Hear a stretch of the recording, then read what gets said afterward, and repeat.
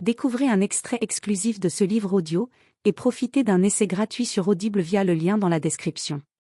C'est à son aîné, un haut gradé de l'armée, que reviendrait cet honneur.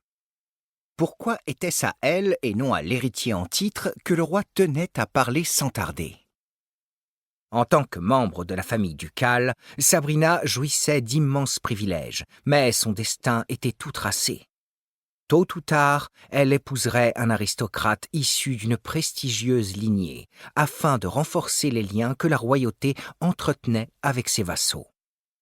C'est l'une des raisons qui l'avait conduite à se concentrer sur l'étude de l'étiquette et des règles de bienséance, au détriment de ses statistiques et de ses compétences. Peut-être sera-t-il question de mon mariage, songea-t-elle en picorant sans enthousiasme dans son assiette. J'aurai 35 ans cette année. Il se pourrait que le moment soit venu. Elle était encore jeune pour une elfe. Son espèce était notoirement infertile, mais compensait cette particularité par une longévité hors du commun. Sans même améliorer sa vitalité et son endurance, tout elfe de sang pur bénéficiait d'une espérance de vie s'élevant à plusieurs centaines d'années.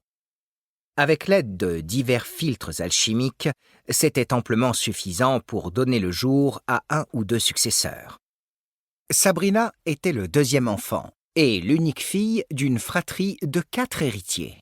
Son grand frère, né alors que le duc comptait plus de 2 siècles d'existence, avait déjà 70 ans.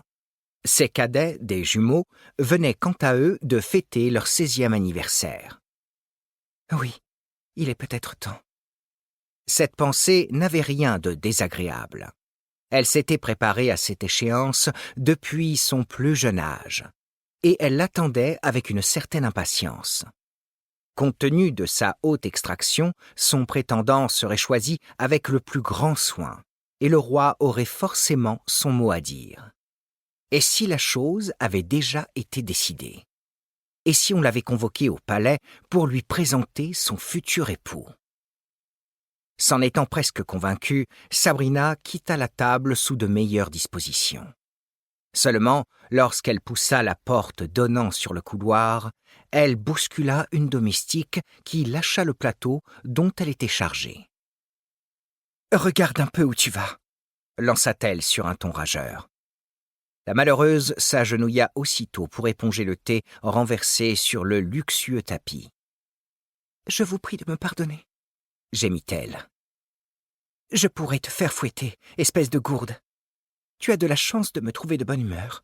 Nettoie-moi tout ça, et tâche de rester hors de ma vue pour le reste de la journée. » Sur cette menace, elle regagna sa chambre d'un pas vif, se réjouissant que cette méprisable esclave, aussi incapable fût-elle, n'ait pu gâcher l'événement exceptionnel qui s'annonçait.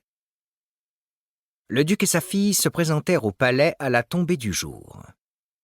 Pleinement convaincue qu'elle allait faire la connaissance de son futur mari, Sabrina ne pouvait s'empêcher de sourire malgré les remontrances de son père. Cependant, dès qu'ils eurent gagné la salle des audiences, l'un et l'autre s'étonnèrent de ne pas être annoncés. Ils n'y trouvèrent ni conseillers, ni généraux, ni gardes. Rien que le roi assis avec raideur sur son trône majestueux. D'un coup de coude, le duc invita sa fille à saluer le souverain. Elle fit un pas en avant et s'inclina humblement. Le monarque la toisa sans dire un mot, esquissa un sourire, puis s'adressa à son frère. « Je suis bien heureux de recevoir votre visite, monsieur mon frère. »« Je vous présente mes respects, votre majesté, » répondit le duc. « Vous m'envoyez ravi. À présent, vous pouvez vous retirer. » Stupéfait, l'intéressé ouvrit et ferma la bouche à plusieurs reprises. Puis il pencha la tête et lâcha dans un souffle. « Comme il vous plaira, votre majesté. » Lorsque le duc eut quitté la pièce, Sabrina sentit la peur l'étreindre. Ainsi, son père l'avait abandonnée dans ce palais silencieux, en tête-à-tête avec le roi.